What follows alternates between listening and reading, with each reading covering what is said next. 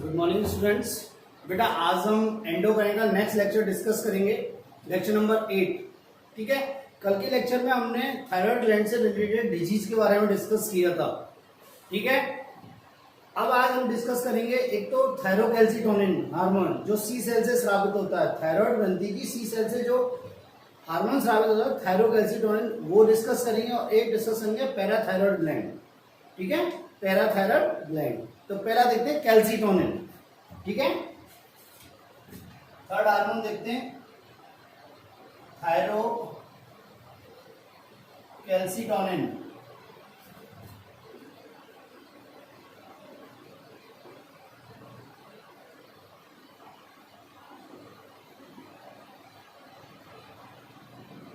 Thyrocalcitonin. ठीक है बेटा, देखो थायरोकैल्सिटोनिन कहां से स्रावित होता है।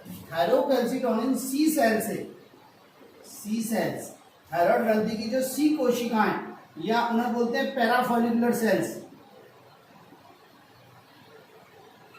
क्या बोलते हैं बेटा? पैराफॉलिकुलर सेल्स, उनसे स्रावित होता है। मैंने आपको बताया था, देखो ये वाली स्ट्रक्चर आपको बताई थी कि ये थायराइड ग्रंथि दो लोब्स की बनी होती है, बाइलोब्ड होती है। ये लोब है, इसके अंदर क्या बहुत छोटी छोटी पट्टिकाएं हैं, जिन्हें क्या बोलते हैं? थायराइड फॉलिकल है, थायराइड पट्टिका। और इसके बीच में, इन पट्टिकाओं के बीच में बड़ी सेल्स पाई जाती हैं, कुछ स्पेसिफिक प्रकार की, जिन्हें क्या बोलते हैं? सी सेल्स। क्या बोलते हैं? सी सेल्स। और ये सी सेल्स क्या स्रावित करती है बेटा? कैल्सिटोनिन। ये क्या स्रावित करती है? कैल्सिटोनिन या थायरोकैल्सिटोनिन।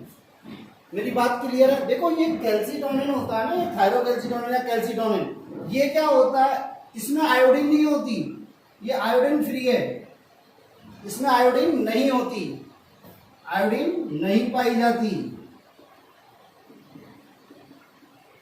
ठीक है, और ये जो हार्मोन होता है इसकी प्रकृति कैसी होती है? ये प्रोटीन प्रकृति का होता है, प्रोटीन इन नेचर होता है। ठीक है, प्रोटीन का बना होता है।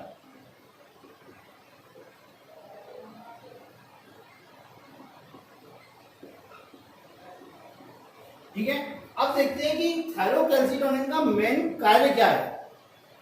देखो बेटा, थायरोकैल्सिटोनिन क्या करता है कि हमारे रक्त में और एक्स्ट्रा सेलुलर फ्लूइड में कैल्शियम की मात्रा को कम करता है। कैल्शियम की मात्रा को कम करता है। देखो कैसे करता है वो देखते हैं।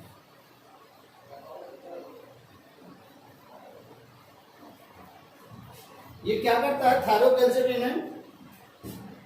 ये क्या करता है? ब्लड में ECF, एक्स्ट्रा सेलुलर फ्लूइड में क्या करता है? कैल्शियम की कंसंट्रेशन को क्या करता है? कम करता है। ठीक है, देखो ये कैसे कैसे करता है। नंबर 1, ये क्या करता है? कैल्शियम का, अब देखो ब्लड में कैल्शियम की कमी करनी है तो कैल्शियम का उत्सर्जन बढ़ा देगा, कैल्शियम का उत्सर्जन बढ़ा देगा। ठीक है, जब कैल्शियम का उत्सर्जन बढ़ गया तो क्या हो गया? ब्लड में कैल्शियम की कमी हो गई। दूसरा क्या करेगा? कैल्शियम का अवशोषण को घटा देगा। कैल्शियम के अवशोषण को कहां से घटा देगा? आहार नाल से, और कहां से? नेफ्रॉन से। कहां से? आहार नाल से, आहार नाल से, और कहां से? नेफ्रॉन से। जब नेफ्रॉन से हटा रहा है और नेफ्रॉन से अवशोषण को इनहिबिट कर रहा है, अवशोषण नहीं होने दे रहा है, आहार नाल से अवशोषण नहीं दे रहा है, ब्लड में क्या कैल्शियम की मात्रा कम हो जाएगी। दूसरा क्या करता है ये बेटा? ये कैल्शियम को कहां ट्रांसफर कर देता है? अस्थियों में, बोन पर। ये क्या करता है? थायरोकैल्सिटोनिन कैल्शियम को ब्लड से कहां ट्रांसफर कर देता है? बोन पर, अस्थि पर। ठीक है, और ये किसके द्वारा होता है? ये जब ये बोन पर कैल्शियम ब्लड से बोन पर जाएगा तो बोन क्या होगी? मजबूत, और कैसी होगी? ठोस हो जाएगी। बोन क्या हो जाएगी? मजबूत हो जाएगी और ठोस हो जाएगी। दूसरा क्या करता है? देखो दो प्रकार की कोशिकाएं होती हैं, अस्थि से रिलेटेड दो प्रकार की कोशिकाएं होती हैं। एक तो होती है ऑस्टियोब्लास्ट, और एक होती है ऑस्टियोक्लास्ट। एक तो क्या होती है ऑस्टियोब्लास्ट और एक होती है ऑस्टियोक्लास्ट। ये ऑस्टियोब्लास्ट तो होती है ना, ये अस्थि बनाने वाली कोशिकाएं होती हैं। क्या होती है बेटा? ये अस्थि बनाने वाली कोशिका होती है ऑस्टियोब्लास्ट। और ऑस्टियोक्लास्ट क्या होती है? अस्थि को गलाने वाली कोशिकाएं होती हैं।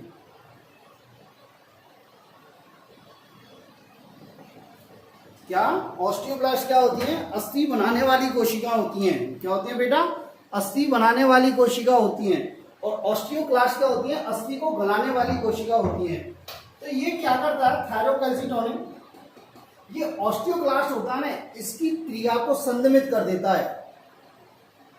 इसकी क्रिया को क्या कर देता है? संदमित कर देता है। तो और क्या करता है ये इस प्रोसेस के लिए क्या करता है? ये ऑस्टियोक्लास्ट की सक्रियता को कम कर देता है।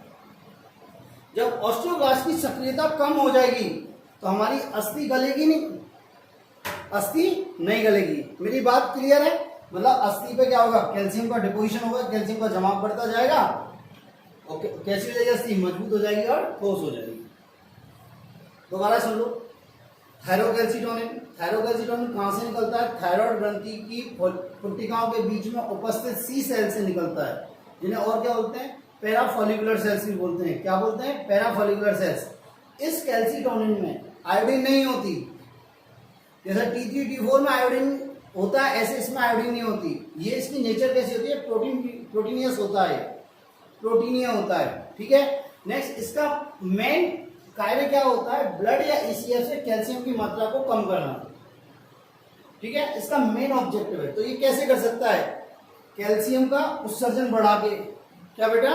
कैल्शियम का उत्सर्जन बढ़ा के। दूसरा, कैल्शियम का अवशोषण घटा के। मतलब देखो, कैल्शियम का अवशोषण कहाँ हो रहा है? आहार नाल में और नेफ्रॉन पर, तो वहां घटा के कर सकता है। और क्या कर सकता है? ये क्या करता है?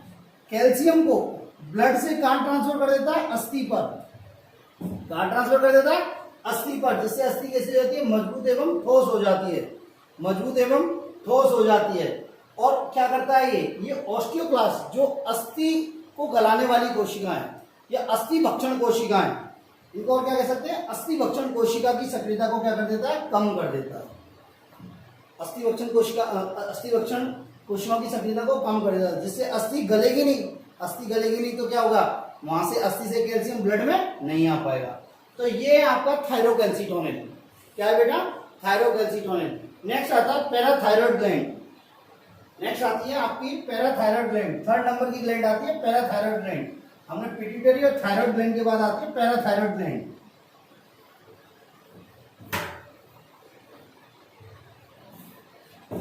कौन सी ग्रंथि आती है बेटा? Parathyroid gland. ठीक है, देखें।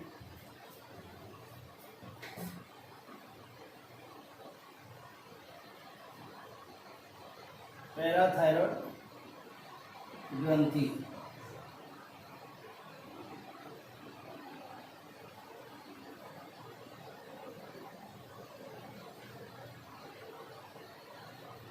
देखो बेटा, पैराथायरॉयड ग्लैंड ये कहां पाई जाती है?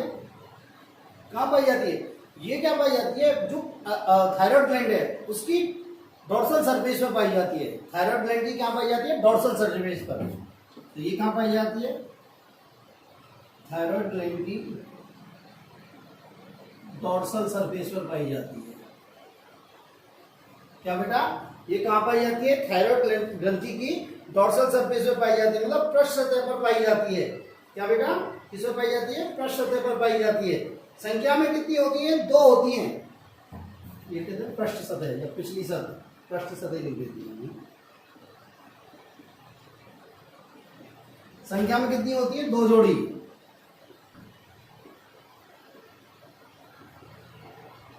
दो जोड़ी मतलब 4 होती है। उत्पत्ति में कैसी होती है? एंडोडर्मल। कैसी होती है बेटा? उत्पत्ति में एंडोडर्मल होती है। और कैसी होती है? ये ओवल शेप होती है, अंडाकार और पीले रंग की होती है। कैसी होती है? अंडाकार एवं येलो कलर की होती है।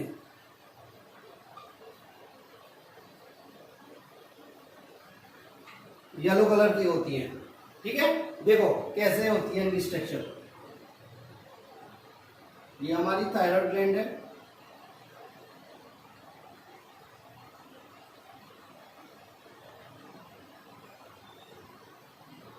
ये थायराइड ग्लैंड है। इसकी पृष्ठ सतह पर यहाँ, इसकी पृष्ठ सतह पर ये पैराथायराइड ग्लैंड क्या होती है, धसी हुई होती है। ये क्या हुई, पैराथायराइड ग्लैंड। ये पैराथायराइड ग्लैंड क्या होती है, धसी हुई होती है। बेटा मेरी बात क्लियर हुई या नहीं हुई?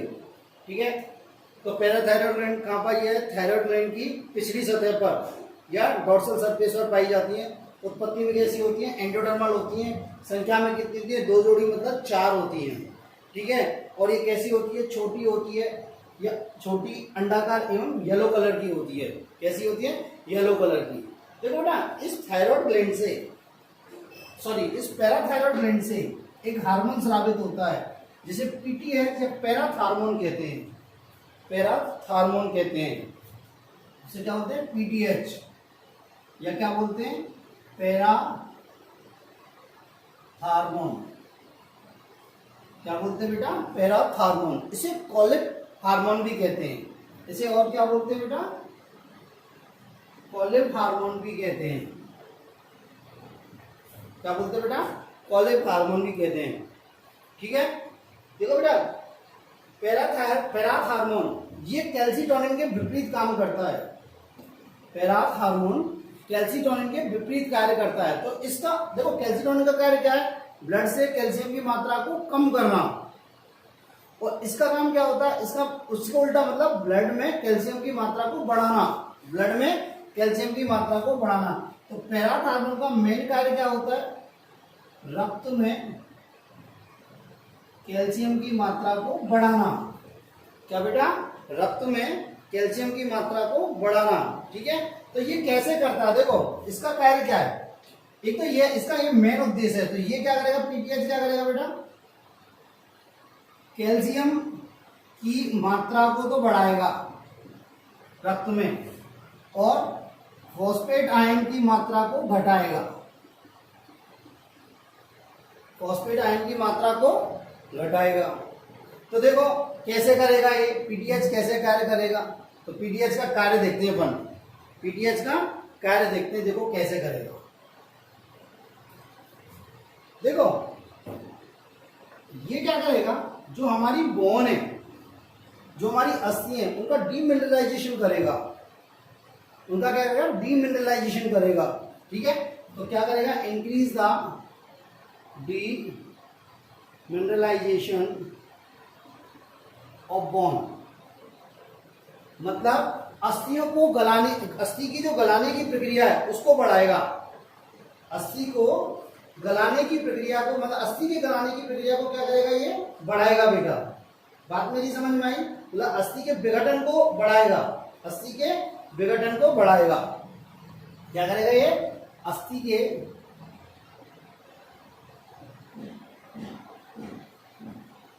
विघटन को बढ़ाएगा। अब अस्थि के विघटन को कैसे बढ़ाएगा, ये किसकी क्रिया को बढ़ाएगा, भाई अस्थि का विघटन कौन कर रहा है, ऑस्टियोक्लास्ट कैसी सेल्स कर रही है, क्या कर रही है, ऑस्टियोक्लास्ट। तो क्या करेंगे, ये क्या करेगा, ऑस्टियोक्लास्ट की सक्रियता को बढ़ा देगा। ऑस्टियोक्लास्ट की सक्रियता को बढ़ा देगा।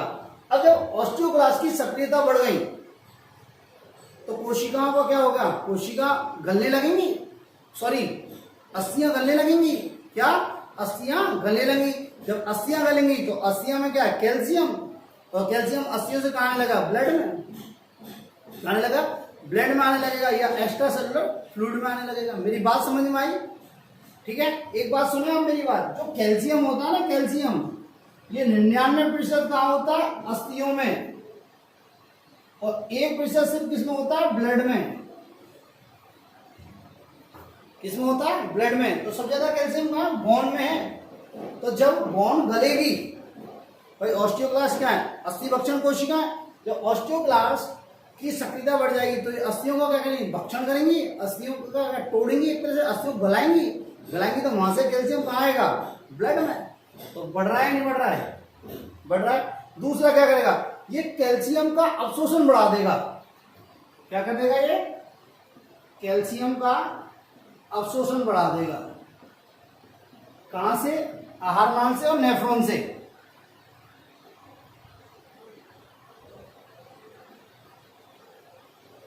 आहार नाल से और नेफ्रॉन से, ठीक है।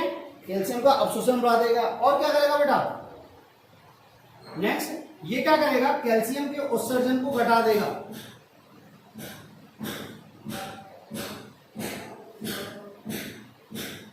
मतलब रिड्यूस कर देगा, कैल्शियम के उत्सर्जन को रिड्यूस कर देगा, घटा देगा, ठीक है।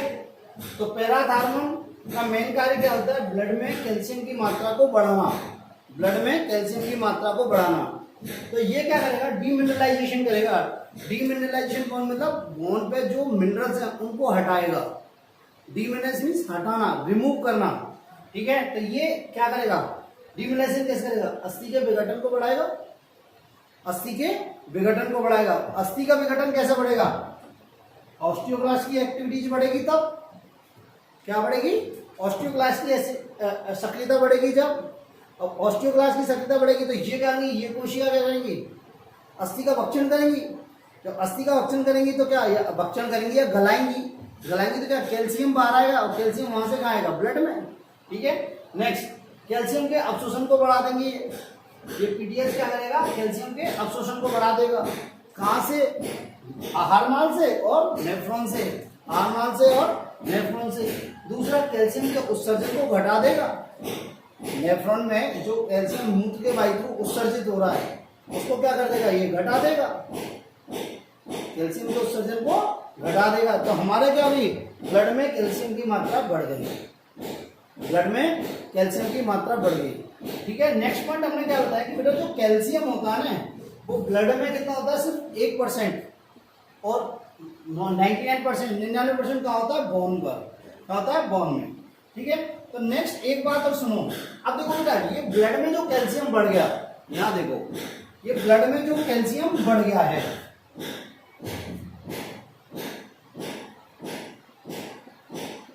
ब्लड में कैल्शियम बढ़ गया मतलब हाइपर कैल्शियमिया जैसी कंडीशन हो गई एक तरह से।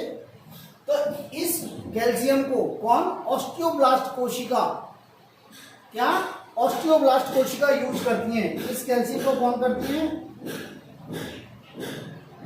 ऑस्टियोब्लास्ट सेल, अस्थि निर्माण करने वाली कोशिकाएं,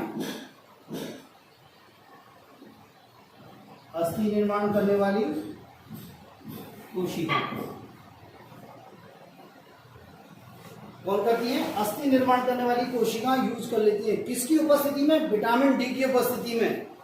किसकी उपस्थिति में बेटा, विटामिन डी की उपस्थिति में। किसकी उपस्थिति में, विटामिन डी की उपस्थिति में, विटामिन डी की उपस्थिति में। और क्या बनाती है ये, फिर अस्थि का निर्माण करती हैं। दोबारा क्या करती हैं, अगेन अस्थि का निर्माण करती हैं, बोन का निर्माण करती हैं।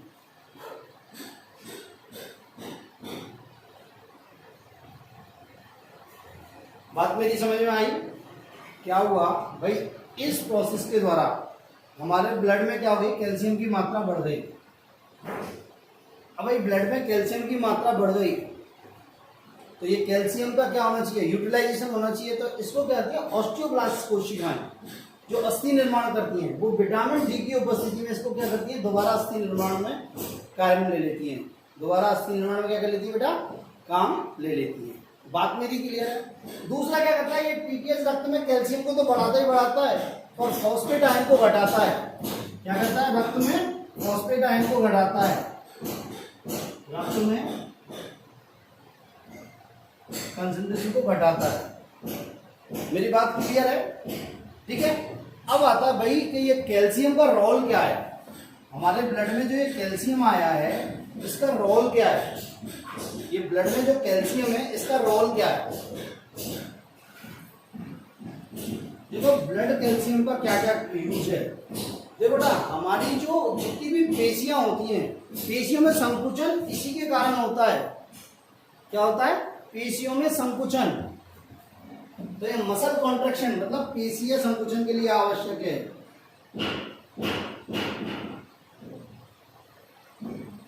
ठीक है। इम्पल्स कंडक्शन के लिए आवश्यक है, क्या? आवेगों के संचरण के लिए आवश्यक है, क्या? आवेगों के संचरण के लिए आवश्यक है।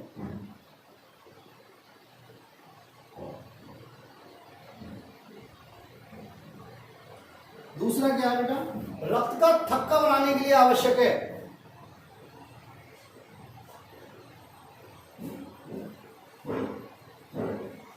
रक्त का थक्का बनाने के लिए आवश्यक है। तीसरा क्या है? अस्थि निर्माण के लिए आवश्यक है। भाई अस्थि में 99% क्या होता है? कैल्शियम। तो अस्थि निर्माण के लिए आवश्यक है।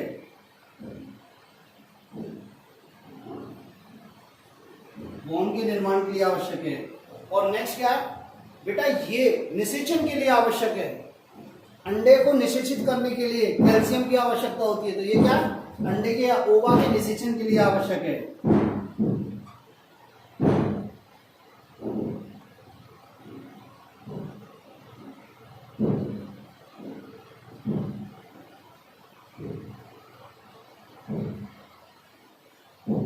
क्या बेटा?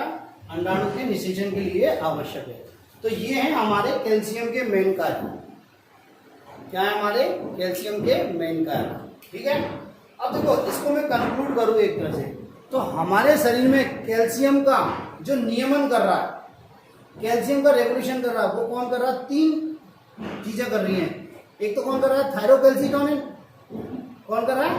थायरोकैल्सिटोनिन। एक कौन कर रहा है? Parathyroid hormone. और एक कौन कर रहा है? Vitamin D. कौन कर रहा है? Vitamin D. तो यदि आपसे पूछा जाए कि कैल्सिटोनिन, थायरोकैल्सिटोनिन और विटामिन डी किसका रेगुलेशन करते हैं, तो कैल्शियम का रेगुलेशन करते हैं। या पूछा जाए कैल्शियम का रेगुलेशन में कौन कौन से हार्मोन भाग लेते हैं, तो आपको क्या लिखना है? विटामिन डी, थायरोकैल्सिटोनिन, क्या बेटा? थायरोकैल्सिटोनिन और पैराथायरॉयड हार्मोन। बात मेरी क्लियर है? ठीक है। अब देखते हैं भैया, यदि ये पैराथ हार्मोन की यदि कमी या अधिकता हो जाए तो क्या होगा।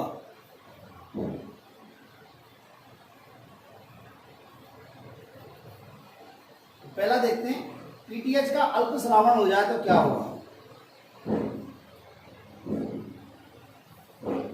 क्या बेटा? पीटीएच का अल्प स्रावन। पहला देखते हैं, पीटीएच का अल्प स्रावन। देखो बेटा, पीटीएच का यदि अल्प स्रावन हो जाए तो क्या होगा। हमारे ब्लड में क्या हो जाएगी?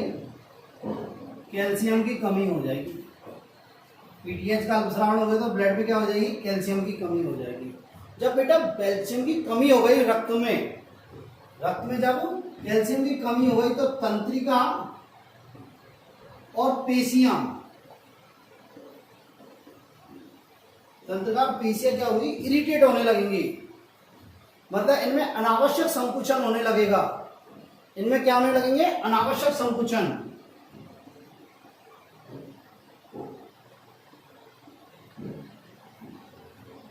क्या होने लगेंगे बेटा? अनावश्यक संकुचन। जब अनावश्यक संकुचन होगा तो क्या होगा? दौरे आने लगेंगे। क्या आएंगे? दौरे आने लगेंगे। पेशियों में ऐंठन हो जाएगी। क्या हो जाएगी? पेशियों में ऐंठन हो जाएगी। तो क्या आएंगे? दौरे आने लगेंगे। दौरे आने लगेंगे। और क्या होगी? पेशियों में ऐंठन आ जाएगी।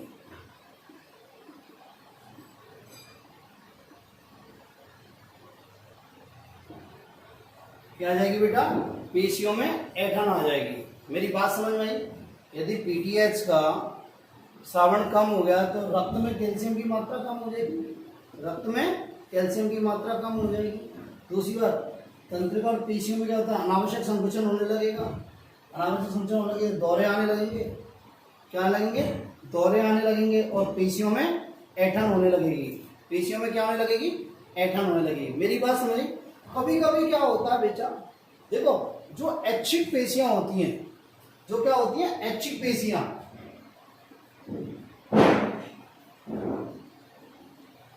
ऐच्छिक पेशियां, इनमें क्या होता है? लॉन्ग टाइम के लिए संकुचन होने लगता है। लंबे समय के लिए संकुचन होने लगता है। क्या होने लगता है? लंबे समय के लिए संकुचन होने लगता है। और इस प्रकार का जो लंबा संकुचन होता है उसे क्या होते हैं? टिटेनी। क्या बोलते हैं बेटा? टिटेनी।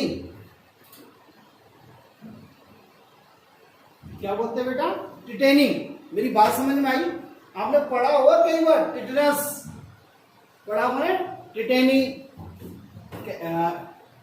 टिटेनी, या इसको ऐसे भी लिखते थे TATANY, टिटेनी। लंबे टाइम के लिए संकुचन होता है, ठीक है। आपने और पढ़ा होगा टिटनस हो जाती है, वो बैक्टीरिया के कारण होती है। वो भी यही कंडीशन होती है कि अनैच्छिक जो ऐच्छिक पेशियां होती है लंबे समय के लिए संकुचन होने लगता है। जो क्लोस्ट्रिडियम टिटेनी के द्वारा होती है वो बैक्टीरिया होता है, वो अपन बाद में डिस्कस करेंगे, ठीक है। एक कंडीशन ये हुई। दूसरी कंडीशन क्या हुई बेटा? कभी कभी क्या होता है, कभी कभी जब पीटीएच की कमी हो जाती है, जब पीटीएच की कमी हो जाती है तो क्या होता है, डायफ्राम और अंतरपार्श्व पेशियों में क्या होता है, इंटरकोस्टल मसल्स में क्या होता है, संकुचन होता है, लंबे समय के लिए संकुचन हो जाता है। इसमें डायफ्राम एवं इंटरकोस्टल मसल्स में, इंटरकोस्टल मसल्स मींस अंतरपार्श्व पेशियों में क्या हो जाता है, संकुचन हो जाता है, लंबे समय के लिए संकुचन हो जाता है। तो क्या हो जाता है, श्वसन की क्रिया रुक जाती है। क्या होती है? श्वसन की क्रिया रुक जाती है और मृत्यु हो जाती है। श्वसन की क्रिया क्या हो जाती है, रुक जाती है। और ऐसी कंडीशन में क्या हो जाती है, पीड़ित की या मरीज की मृत्यु हो जाती है। क्या हो जाती है? मृत्यु हो जाती है। मेरी बात समझ में आई है नहीं आई? क्या है? मृत्यु हो जाती है। ये श्वसन की क्रिया जो रुक जाती है इसे बोलते हैं एस्फेक्सिया। क्या बोलते हैं? एस्फेक्सिया।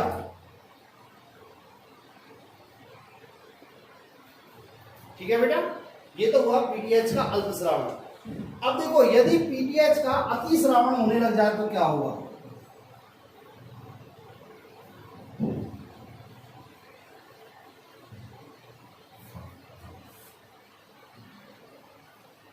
क्या बेटा? पीटीएच का अतिस्रावन हो जाए तो क्या होगा? देखो बेटा, यदि पीटीएच का स्रावन बढ़ गया मतलब हाइपर सीक्रेशन हो गया। क्या हो गया? हाइपर सीक्रेशन हो गया तो क्या होगा, हमारे ब्लड में कैल्शियम की मात्रा क्या हो जाएगी, अधिक हो जाएगी। कैल्शियम की मात्रा अधिक हो जाएगी। अब ये अधिक क्यों होगी? इसका मतलब क्या है कि जो बोन है, हमारी जो अस्थियां हैं, उनपे क्या हो गया, उनका भक्षण बढ़ गया। मतलब ऑस्टियोब्लास्ट की एक्टिविटी बढ़ गई है। क्या बढ़ गई है? ऑस्टियोब्लास्ट की एक्टिविटी बढ़ गई है। ऑस्टियोब्लास्ट की एक्टिविटी बढ़ गई तो अस्थियों का भक्षण अधिक होगा। क्या होगा?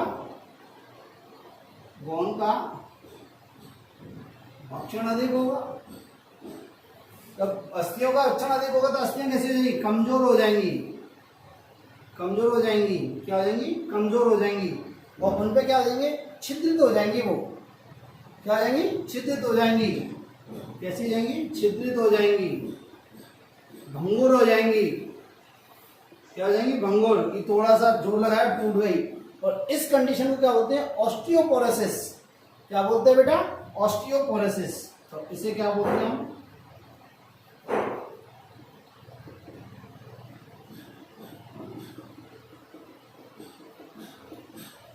इसे बोलते हैं ऑस्टियोपोरोसिस।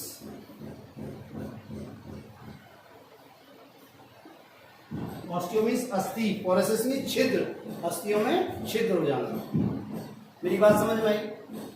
यदि पीटीएच का स्रावन बढ़ गया तो कैल्शियम बढ़ रहा है ब्लड में, ब्लड में कैल्शियम को बढ़ रहा है क्योंकि ऑस्टियोब्लास्ट की एक्टिविटी बढ़ गई है। जब ऑस्टियोब्लास्ट की एक्टिविटी बढ़ गई तो बोन का भक्षण भी बढ़ गया, मतलब डीमिनरलाइजेशन बढ़ जाएगा। क्या बढ़ जाएगा? डीमिनरलाइजेशन बढ़ जाएगा। जब डीमिनरलाइजेशन बढ़ जाएगा तो क्या हुई? अस्थि क्या जाएगी? कमजोर हो जाएगी, छिद्रित हो जाएगी और भंगुर हो जाएगी। इस कंडीशन क्या बोलते हैं? ऑस्टियोपोरोसिस। दूसरी बात क्या हुई? यदि ब्लड में कैल्शियम की मात्रा बढ़ गई तो किडनी और कालस्टोन में, मतलब ब्रक्न और पित्ताशय क्या हो जाएंगी? पथरी बन जाएगी। क्या हो जाएगी? किडनी में एंड गॉल ब्लैडर में क्या हो जाएगी, पथरी बन जाएगी। वैसे क्या होंगे, किडनी स्टोन या गॉल स्टोन, वैसे क्या बनेंगे, किडनी स्टोन या गॉल ब्लैडर स्टोन, क्या, गॉल ब्लैडर स्टोन। मेरी बात समझ में आई है नहीं आई, ठीक है। तो ये है आपका हाइपर सीक्रेशन, क्या बेटा, हाइपर सीक्रेशन। तो यहाँ आपकी पैराथायरॉयड ग्लैंड कंप्लीट होती है, क्या होती है, पैराथायरॉयड ग्लैंड कंप्लीट होती है, ठीक है। अगला लेक्चर नेक्स्ट क्लास में डिस्कस करेंगे। ओके, थैंक यू बेटा।